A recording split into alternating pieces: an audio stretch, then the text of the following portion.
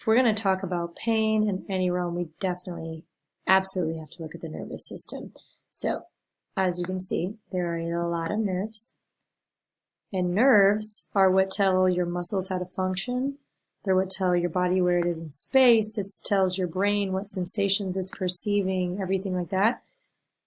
If you can see, if we get in, they all stem off of the spinal cord and the brain. So if I were just to take all of the bones off, and we are left with just spinal cord here and nervous system.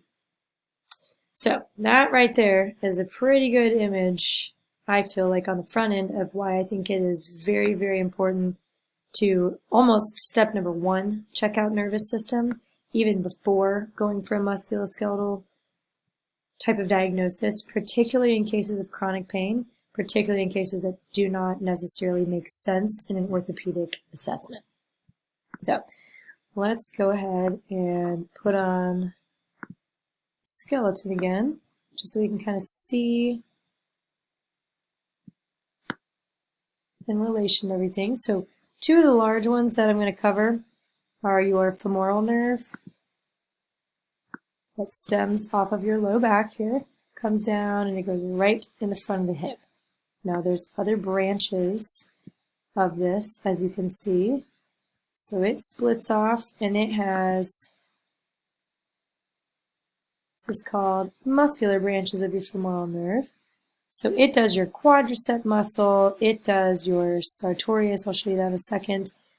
It does your iliacus, your pectineus. So that one, for people that have discomfort in the front of the hip, is huge. Because if we're looking at muscles that it innervates, when it's talking about iliacus, this is iliacus. This is your psoas. And this is your pectineus, right? So pectineus is part of, it functions like an adductor, pulls the leg in. It also rotates the leg internally, meaning it's what brings the leg in. It rotates the leg internally. So therefore, sitting in kind of a butterfly position can pull on that a little bit. And it also helps flex the hip.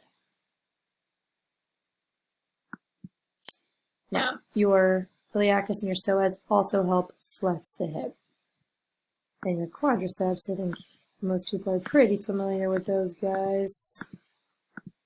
4 muscles make up your quadricep. All of them but one do not cross the hip joint. This one right here, your rectus femoris, crosses the hip joint and the knee joint. But if I remove it, you can see that these other 3 that make up the quad do not cross the hip joint. So when we're talking things that are painful with specifically hip motion there, I definitely take into account this large rectus femoris. And you can see that it has a branch of one of these nerves from the femoral nerve. Also, this one does more so to the skin of the thigh. However, it's a sensory muscle or a sensory nerve. So even if it's not necessarily numbness or things like that, you can still have pain perceived there, but still stemming right off of this large nerve. And then off of there, there's also all these other little branches, and take off that run parallel right here on the groin line.